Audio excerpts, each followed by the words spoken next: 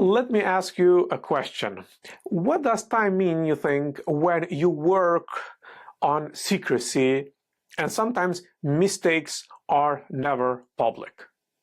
That question frames the next conversation with Nicholas Ferrell, founder of DC Vintage Watches and creator of Sycamore. He is also a former member of the US intelligence community and diplomatic corps, including service on the National Security Council. Nick brings a perspective to horology that very few ever will. Now, before watches became objects of study or collecting or of commerce, they were tools, of course. Intelligence and military environments, timekeeping is about coordination, about trust, about redundancy, and about survival. In this episode, we explore how that world shaped Nick's relationship with watches and how those same watches later migrate into collections, into auctions, and into popular culture.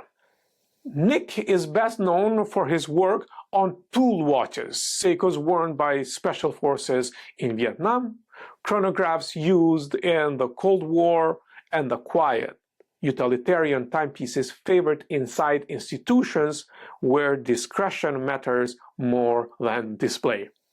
Through his writing and research, Nick treats these watches not as trophies, but as traces, as material evidence of bureaucratic power, risks, and institutional memory. We also talk about transition. What happens when operational secrecy gives way to public storytelling? We talk about when intelligence-linked watches enter the vintage market.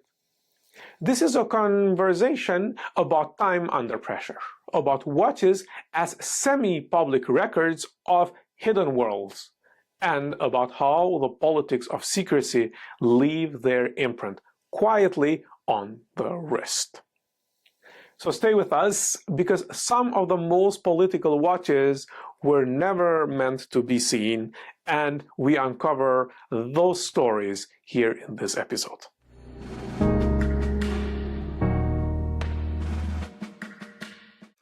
All right, so when we speak about watches and politics, we usually speak about how politics have affected watches and watchmaking.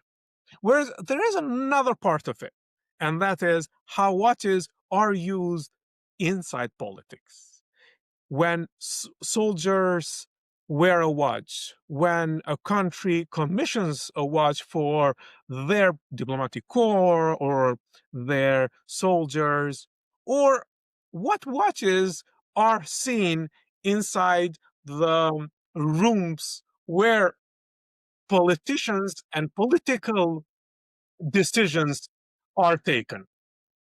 That is something that today we're going to speak with my friend Nick, who has been at every level of politics and decision making in DC and abroad. And I'm very happy to have Nick in my podcast. Nick, welcome to Watches and Politics. Thank you very much for being here. Thank you for having me. I appreciate that. And I would just a small correction, like politics themselves, I do not touch. I don't get in, but like statecraft, very much so. But politics, not so much. I try to stay away from that. I mean, as far as like at the political level, like running for office, that kind of thing. All right, amazing. So now, Nick, I always like to start with asking my guests, what is the first thing that comes to your mind when I mention watches and politics? Well, actually, one of the first things, and then I'm reminding you, and this is probably the earliest I've ever given a shout out to him in a podcast, is what Watches of Espionage does, where he looks at, and that's different. That's not necessarily elected officials, although they are in the Instagram feed that he very carefully curates and is amazing on a daily. But it's one of those things where it's the intersection between, like I just said before, like you can say politics, but politics is going to be used interrelatedly with statecraft, with between state to state diplomacy, uh, literally espionage, intrigue, military actions, things like that. So those are some of the things that I think immediately when you said that, and it was I felt very rewarded when I looked more into your podcast and watched previous episodes to see that that's exactly you're the same mind frame that I was. So it's all the more rewarding for me that we're on the same page in this. Well, you had an amazing career in politics, and now you are dealing with watches. You've written about the Seikos, the MACV-SOG Seikos, and other field watches that were worn in Vietnam and beyond. So, what did time actually mean in those environments? Like, I mean, tactically, psychologically, and also Sure. institutionally. Sure. No, and you mentioned the Vietnam aspect in that you're referring to MACV-SOG. So this was Military Assistance Command Vietnam Studies and Observation Group, which was, and we use this term in the Department of Defense circles, or secret squirrel, or that, it's obviously just a slang term, colloquialism, but it means doing very secret things that people aren't supposed to know about. And that's exactly why they gave MACV-SOG this innocuous name, Studies and Observation Group. So it would kind of slide under the radar. But this is what they did. They slid under the radar, and they were inserted behind enemy lines outside of Vietnam and surrounding countries, Laos, Thailand, Cambodia, etc., where we weren't supposed to be, where we did not have an official presence. And they were monitoring what is, again, colloquially known as the Ho Chi Minh Trail, which was a logistics train from, and the northernmost was in China, and resupplying North Vietnamese Army, Viet Cong, etc., in Vietnam to fight American forces. I bring this up because these forces were in austere conditions in the jungle. They needed something that could deal with the rigors that they were facing. And not only did it need to work, it needed to tell time. It needed to be uh, easy to read at a glance. A lot of these guys wore the watch with the face on the inside of the wrist, so they could see they could understand what time it was while they were in the heat of combat, without removing and possibly throwing off aim, etc., or taking their hands away from what they were doing task wise at the time. So not only did they need it for that, but they also needed this equipment that didn't immediately scream U.S. military or American. These teams were usually, I believe, if memory serves, 7 to 9 people. They usually had 2 Americans, and the rest were, if you've seen Apocalypse Now, that is actually what the antagonist, um, Captain Kurtz, I believe he's supposed to be MACV-SOG, but he obviously went AWOL. But he had the Montagnard tribes, which were tribes up in the northern reaches of the mountains in Vietnam, that were fighting for American forces. And these and other tribal forces as well, indigenous, they would fight alongside, usually 2 American special forces, tended to be Green Beret, but sometimes pulled from other sources. Sometimes CIA, actually. No, actually, no, they just had CIA experience. They weren't actual active CIA. So, these watches couldn't be American watches at the time, which were Hamilton, Ben Russ, etc., which immediately threw off U.S. military. So they chose Seiko. Seiko was this Japanese brand. You could buy it off the shelf in Japan proper, or the PX at military bases worldwide, etc. So there was a multitude of things. Some of this is covered in an excellent book, if you can find it, which is very hard to find. It's called Running Recon by Frank Greco. These are the things that military forces were thinking about when they needed these watches. And then later on, you have other needs. For instance, like the Seiko SKX is extremely popular. It's over there, but the Seiko SKX diver, which ran from like the late 80s through, I'm sorry, from the late 90s, 1996 to 2018, had the screwed down crown, things like that. Parts are ubiquitous. They can literally take a beating and they will continue to work. So durability, uh, availability of parts, things like that. Very popular with U.S. Service members. That and the Seiko 6309. There's an excellent Instagram page called The Restorian, which I would shout out. I don't know if you've ever come across it. I know the person that runs it pretty well. Him and his brother do amazing work, and they do always archival footage, archival research. I remember you talking to Brendan about that when you had him on talking about uh what was the name of the book he did, The Crown. What was it again? Selling the crown. Selling the Crown. I'm sorry, Yes. mine slipped on it. Okay. But and they do that, and they find these photos of watches that were used, and they basically talk about trends. 639 is everywhere, the SKX is everywhere, etc. So No, that amazing, amazing. Oh, thank you. Yeah, thank you so much. I guess at um, at that level, a watch signifies something more than just a tool, a luxury tool, or even just um, a tool watch or a tool that is used. Whereas, more like technical, and there are so many other things that need to be thought over. But Nick, you've served as both an intelligence analyst and a diplomat, including on the NSC. Did you notice a particular watch culture inside those communities? And what did those choices signal, if anything, about roles, about attitudes, or identity? no, 100%. It's a fantastic question, and I had always been into watches since my father got me into them in high school. But when I did join the U.S. government, if you're going to work in a classified environment, you're in a secure compartmented information facility, or a SCIF.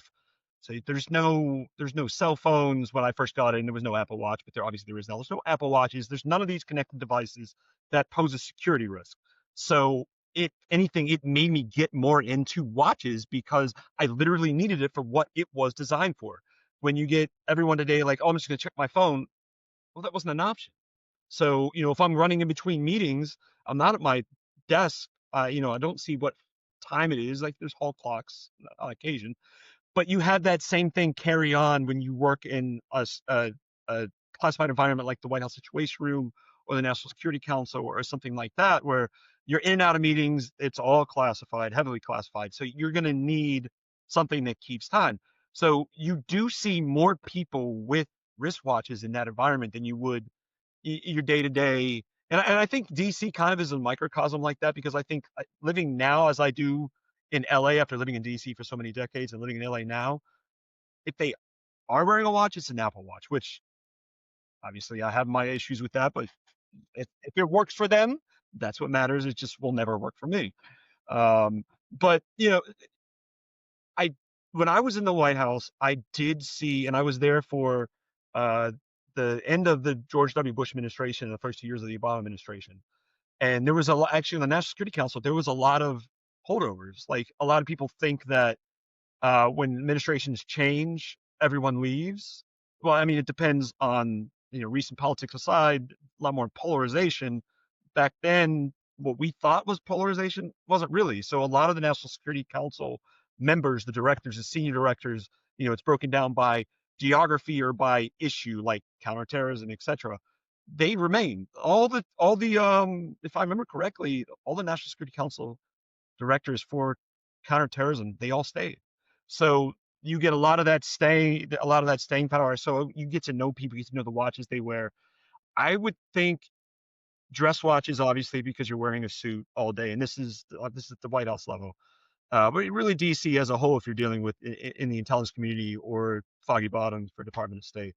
So people wearing suits, so dress watches are heavy. And every now and again you go to the Pentagon and people will, they're just wearing whatever. They're gonna wear a diver with a suit. They don't care. They're there for business, and that's cool. Like, again, if it works, that's all that matters. This is a very interesting perspective because we don't usually hear these kind of perspectives. You mentioned watches of espionage. That's a very important cultural Yeah, curator, yeah. uh, and now you're bringing up something that we can hear only from the people that are there, that have Mm. been there. What is going on in those rooms? Like, for example, you mentioned there is no phone, so people literally would need watches to tell time for meetings and stuff like that. So thanks. I wrote an article for I love the name of the blog. It's Sketchy Boys Watch Club, and but it was, I recounted my 2 year tour in the Situation Room when in the White House Situation Room staff is on the National Security Council. for your listeners' background. But I did talk about the watches that I saw, the watches that I wore while I was there, and the comments that I got on them. For instance, one of the ones I wore was a Raketa, which is very much a Soviet watch. Yep. And and it has, I actually had two, but one had the hammer and sickle, which I didn't wear as much because it gets stairs. But then the other one was just the big zero. And it has a big zero on the center. It's not immediately identifiable as Soviet. Hmm. But no, so people would ask about these, and then you're chatting, you're because that everyone is in there dorks out on this stuff. Maybe not watches, but on history, on policy Oh, wonks. I mean, you know how DC is. So everyone dorks out on the same thing. So you're like, you already know you're accepted. You're in a crowd. It's not like when you're at Target or something and someone just gives you a weird look, like, what the heck are you talking about? Like that kind of thing. yeah. You already, you're in. So yeah, go ahead. Sorry, bit of a No, sun.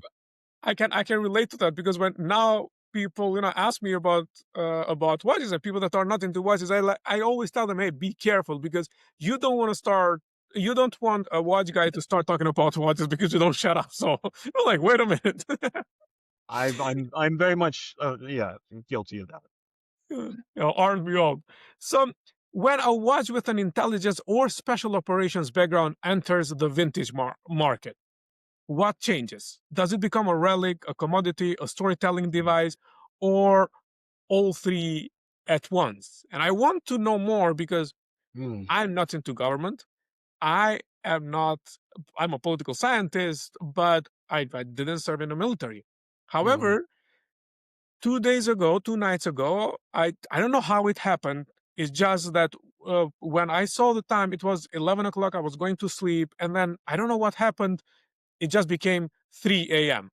One of Hmm. the reasons is that I found that Breitling made a B2 watch for stealth pilots, the B2 aircraft, and that's an aircraft that I know because I'm from Kosovo, and it was used Yes. for as a NATO airplane on that. Hmm. When that enters, I just found myself that I spent 4 hours of that I was supposed to sleep. So, what about from your perspective when those kind of watches enter into the market? What changes? What happens? Yeah, no, and it's. I actually had this, and I won't give too much away because I just remember being vaguely insulted a little bit recently when someone reached out. Man, I hope they're not listening to this podcast. But it was a rant because like half of the business that I founded, it I find watches for people that they have a picture of their father or grandfather, whatever. Like, here's the watch they're wearing. This is the best I know about it. Can you identify it? Or once you do, can you find one for me? Not the exact one, but the same model. So like you identify, like the Restorian, you're identifying watches, literally I love that name, Restorian. So you're finding these watches for people, and someone reached out and they're like, and I was actually introduced to James Stryker Meyer, aka Tilt, who's this iconic legendary MACV-SOG officer. He's like the most humble, down to earth individual I've ever met. And most special forces guys tend to be. The ones that are bragging are the ones you probably should be aware of because they're probably full of it. But great guy. And I was introduced to him by I think it was Jack Carr, the gentleman, the Navy SEAL that wrote Terminal List. And the guy that wrote to me was like, "Oh, what watch did did Tilt wear? Like, I want to buy that." And I'm like, "That's not how this works." Like, I'm like that. There's like, you have to understand, it's not. Yes, in some ways it's a commodity, but in some way, like, these are items of historical significance that. And I told the guy straight up, I was very diplomatic and polite about it. Apparently I have some experience with diplomacy. And I was like, look, I don't have access to this. I do know him, but if I did have access and I was able to get it, it would be in a museum. I channeled my Harrison Ford Indiana Jones.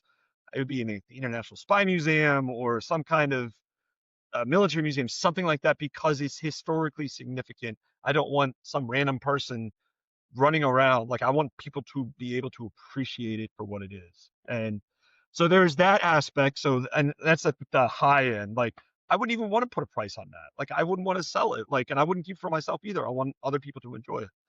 But then you get more into watches that are more plentiful and that aren't as rare. And you're talking unit watches, and there's mixed thoughts on those actually. And I've talked with the gentleman that runs Watches of Espionage about this before, and with others. And there is you get into the whole stolen valor idea, whereas like if it depends on what the unit, if it's like super small numbers just for that unit, you had to be a member of that unit, and then something happens, maybe someone passes away or they come on hard times and they've got to sell it. And I feel mixed about that. Like I personally, for me, I don't think we would sell that. I don't think I would wear something like that because that's more of like you earn that versus like you're ascribing a monetary value to it. Now, my elitism and ego aside on those, and then you have other watches that have a rich military heritage that's well documented thanks to the efforts of myself, but most impressively the historian and his brother, and Watches of Espionage, and that your Seikos 6309 that we already talked about, the SKX, MACV-SOG, whatever, and those are out there, and they're not rare, but they're not plentiful, and you can find those. The history is well documented.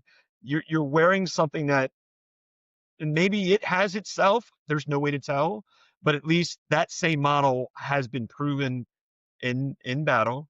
It's been proven by military forces the world over.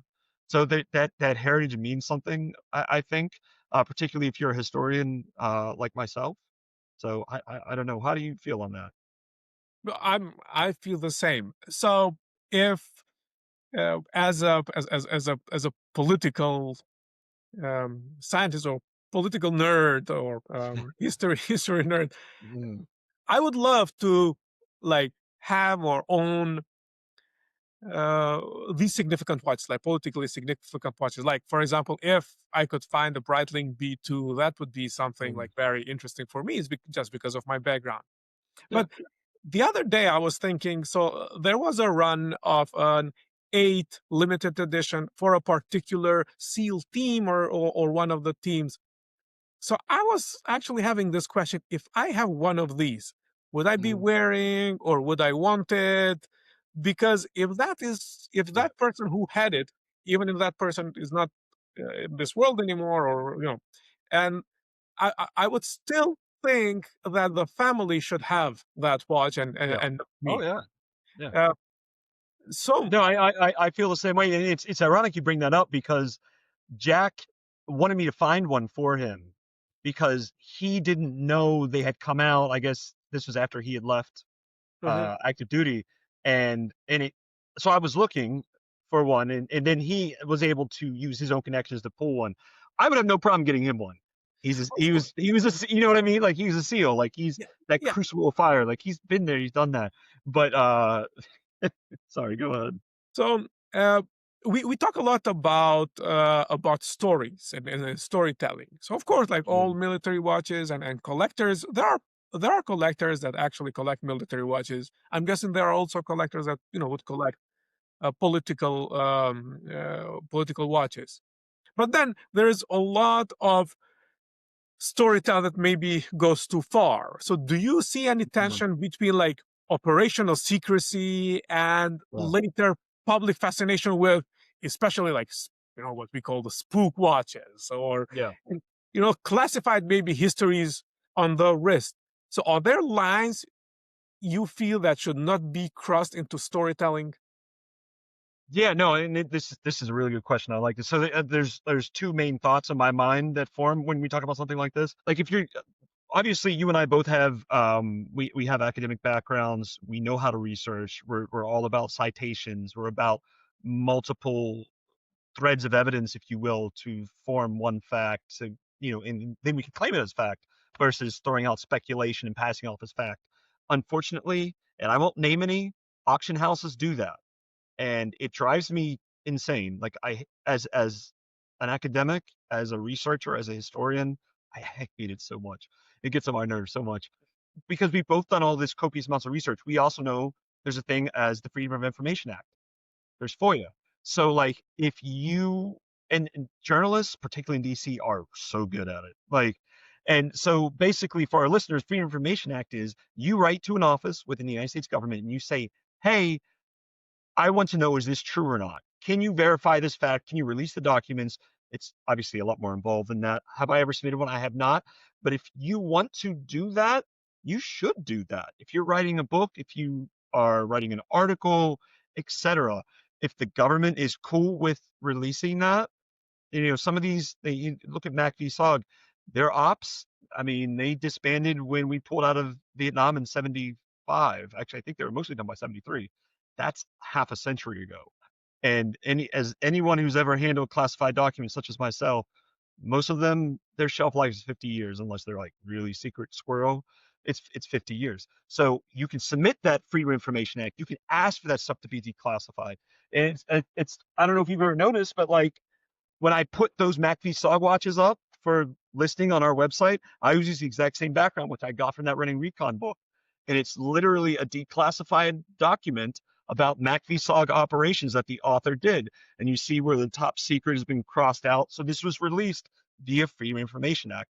And it was helping him write his book and documenting, as we talk about, documenting for the historical record, proving his points at the same time for others to learn from. So like if the government is okay and they declassify it, then it's not really secret anymore.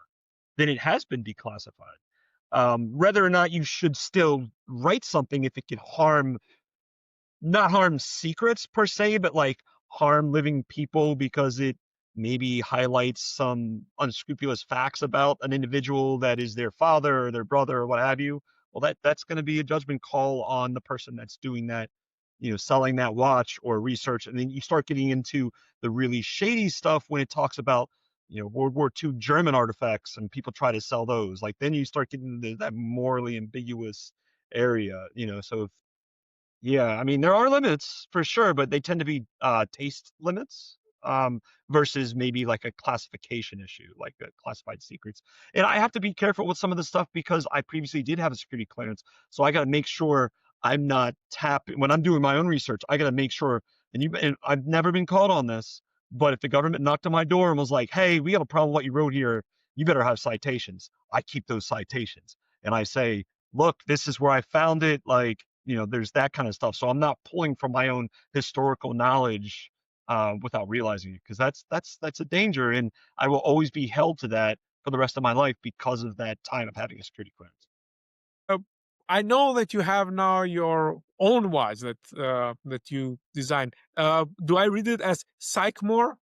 Just Sycamore. So it's a tree that is found not only on the East Coast where I'm from, but also in Lebanon, Mhm. where I spent some time studying abroad at the American University in Beirut, and Lebanon will always have a place in my heart. So Okay. there's like some dual meaning there. Like fantastic time, fantastic people. I love my time there. I was also in my mid 20s with all that brings Yeah. accordingly.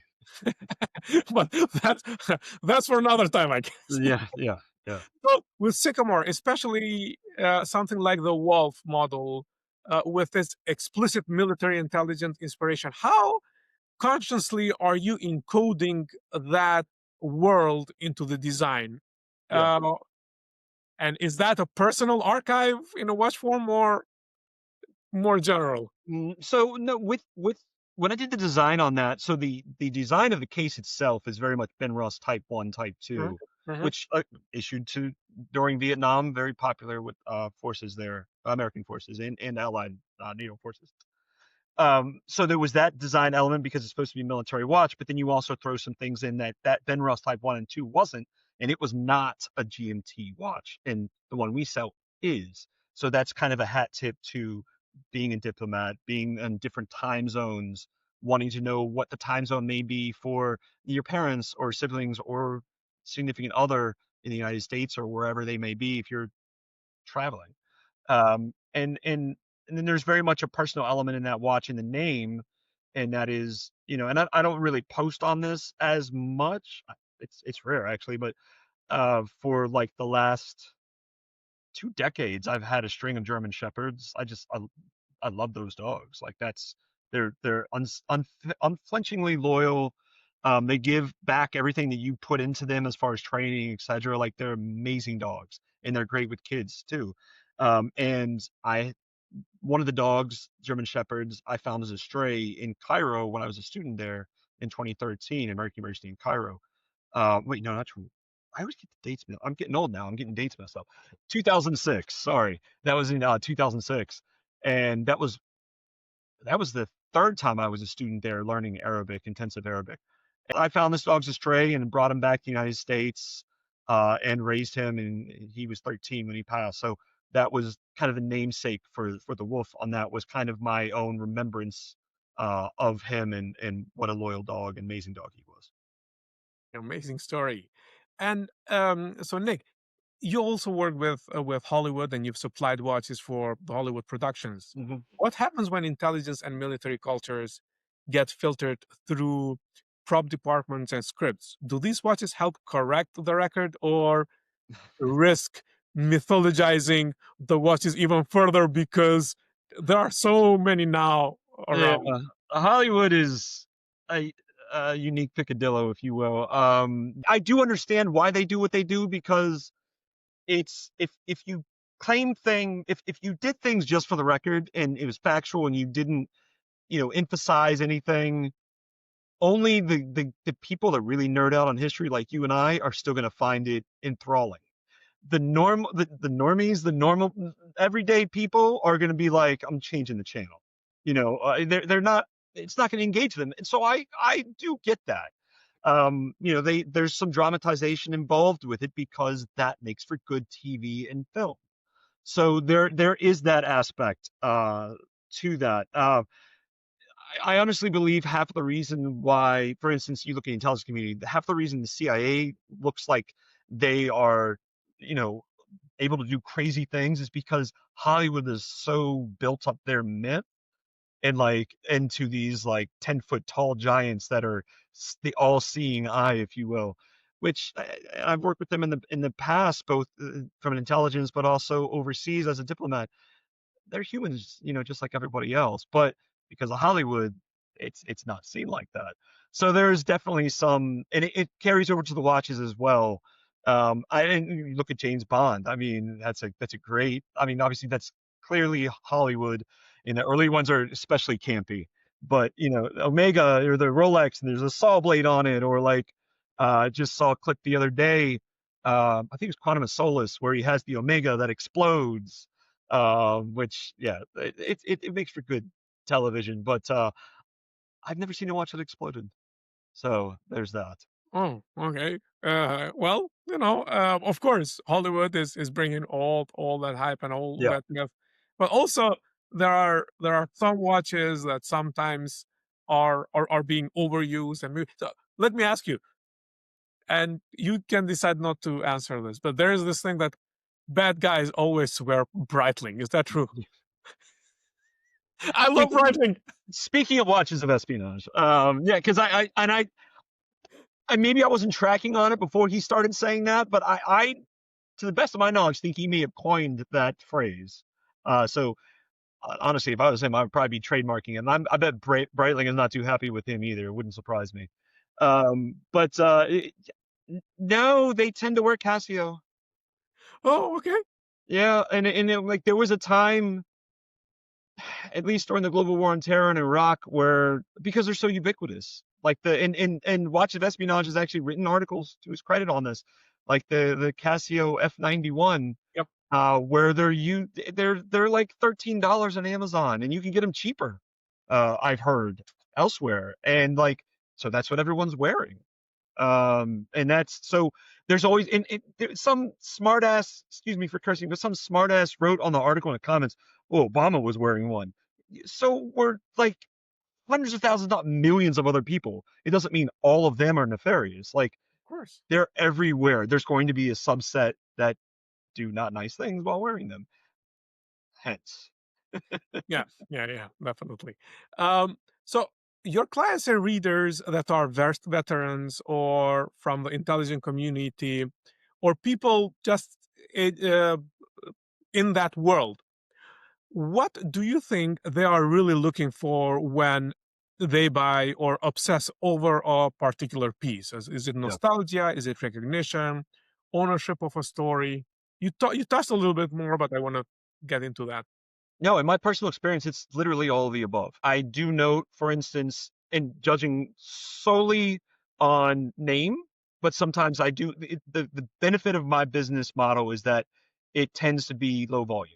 So you do have that time, particularly if they're repeat customers, to get to know them, to know their life story, which I personally love.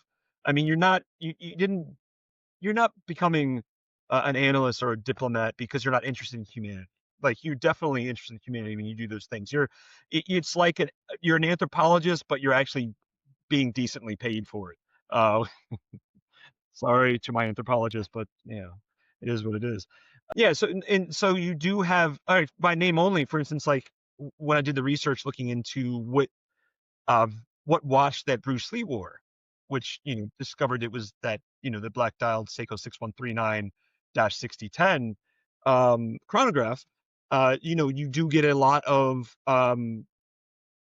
Asian Americans that buy that watch, or people of Asian ethnicity that live overseas that buy that watch. I'm basing this solely on their name, or if I get to know them, or the country that they live in.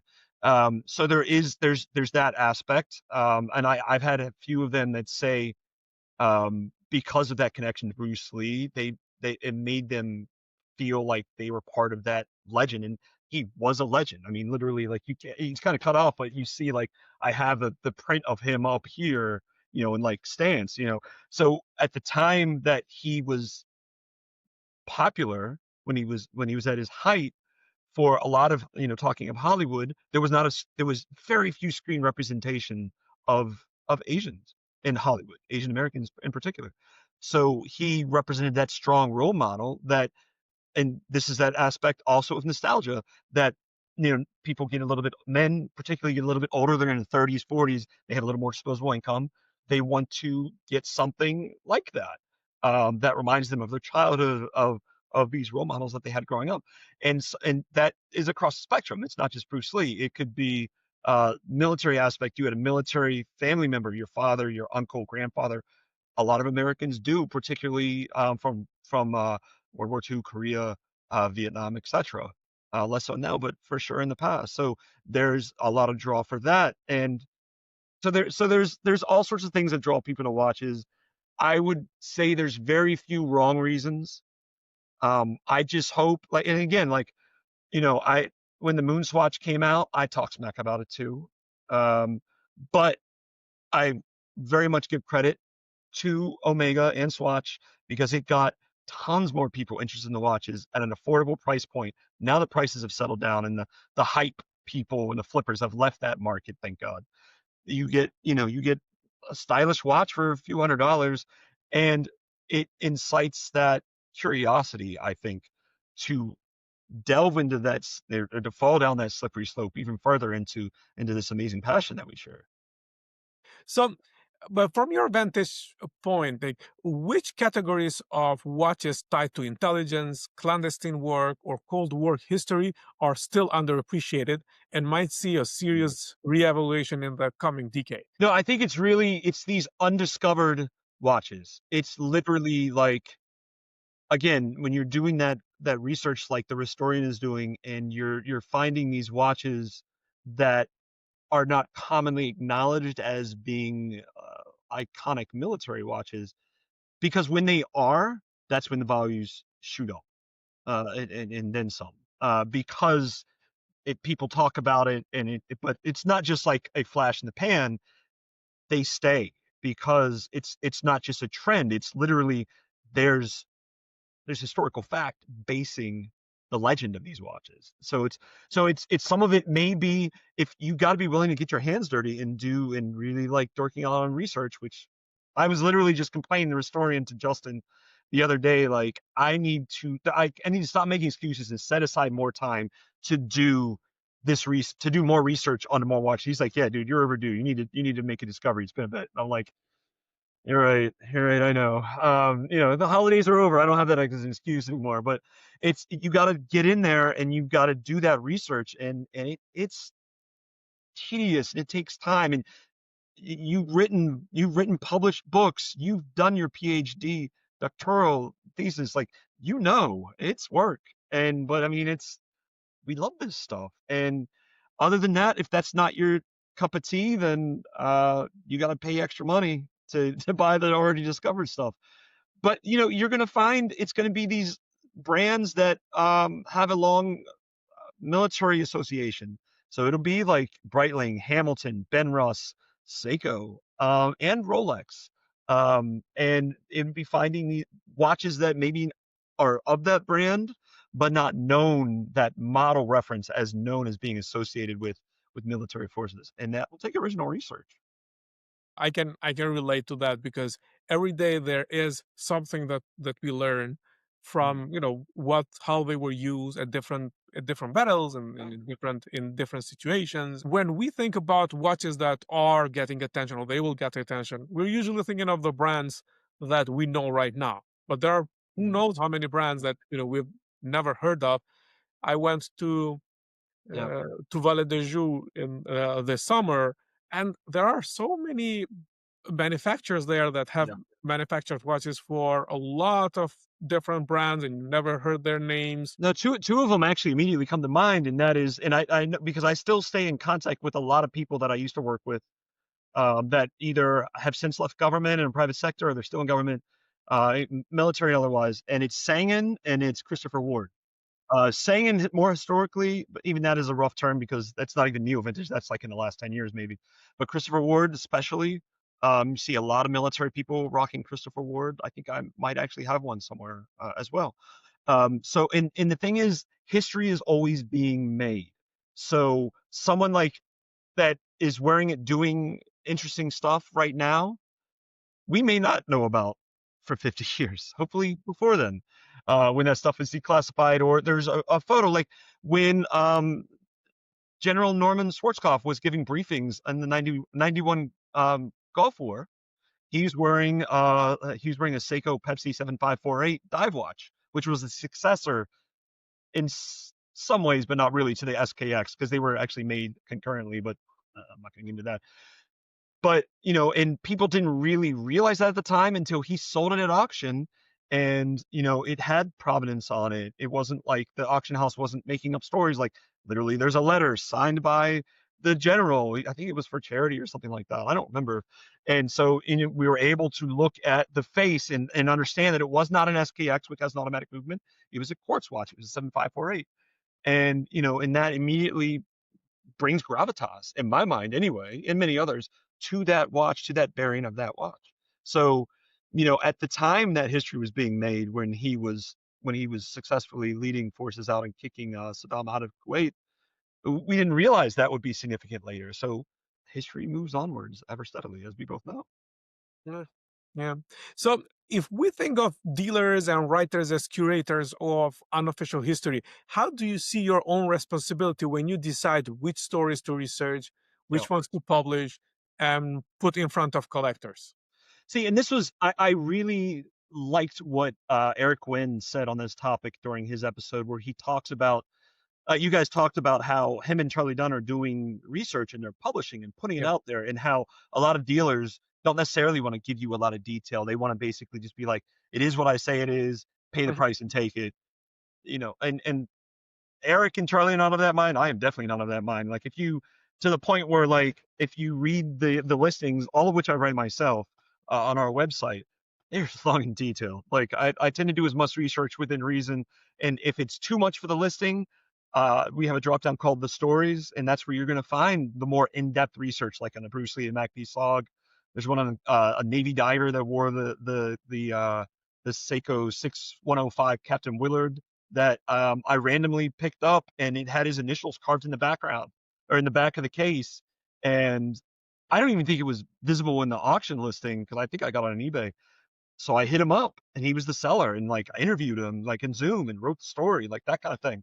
So I think that the more reputable dealers, and that should tell you right there, like if they're all about giving back, that to me is a very much, obviously this is self-effacing for me because I count myself in those ranks, but I do think there is something to that. Just like Eric said, like these are the dealers you should be working with that clearly are passionate, clearly care about it, and want to give back for the record.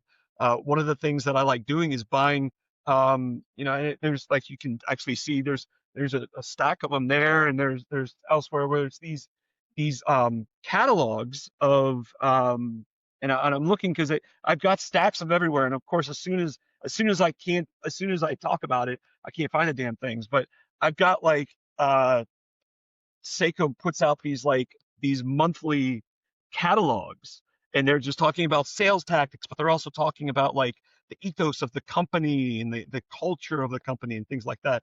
Of course, it is literally all in kanji Japanese, but there's great, but Google Translate is your friend. And oh my God, they've done such great strides in translation, machine translation. But if there's something like this and it has the original adverts, so I'm gonna scan that in, I'm gonna throw it into the listing, but I'm also going to literally scan this in full and put it up separate on the website and put the translation next to it. There's no money in this for me. Like, I want to give back for people doing their own research, and I hope that helps someone. And the feedback has been that it does. So, as you mentioned, Eric, in our episode with Eric, so we're talking there about educating the collector, and that's the long run. Because when you are doing that, educating the collector, you are building your own base. And in Eric's experience, also, it paid back and it gave back because people trust him and people trust you, and dealers that do the same. I guess also that's the way how we find each other, because at the back you cannot see, but this is a whole bookshelf with watch books that I find everywhere. But on the upper level of the shelf, last year I bought 200 auction catalogs that I found somewhere. A kindred spirit. And what people I won't love it. believe is that I looked at them page by page, Yep. and I literally know where Right. it's Yeah. happening. And that also helps me when I speak about watches and politics, and when I speak about what is the difference between an auction in Hong Kong and an auction in New York or an auction in London, because you can see what people used to collect back. These catalogs are 70s and 80s back then.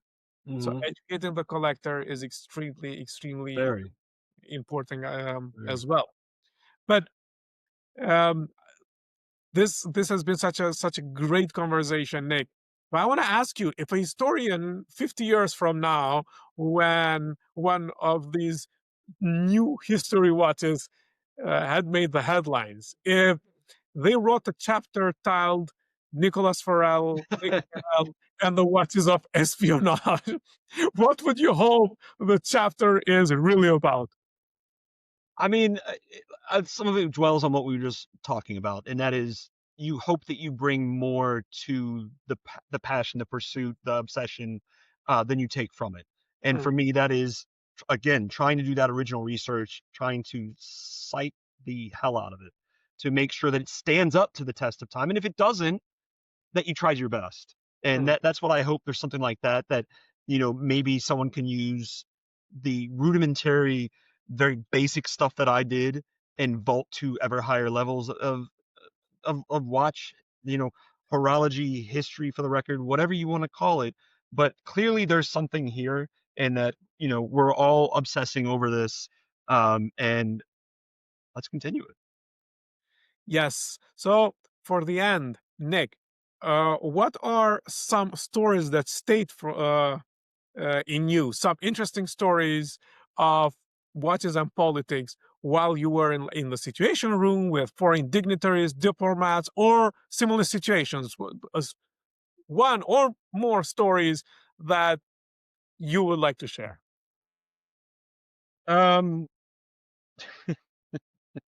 I don't think that I've talked about this briefly, but not in depth before. But like, I do remember because there was like 3 or 4 different interviews I had to do for the Situation Room post, and at the time, so it's just like all other people in the National Security Council, which remains to this day this way. You're on loan from your home agency, so while they can send you home if you really mess up, which I didn't see too often, they tend to send competent people. Um, you know, I remember walking out, and there's 2 entrances the two main entrances in the situation room.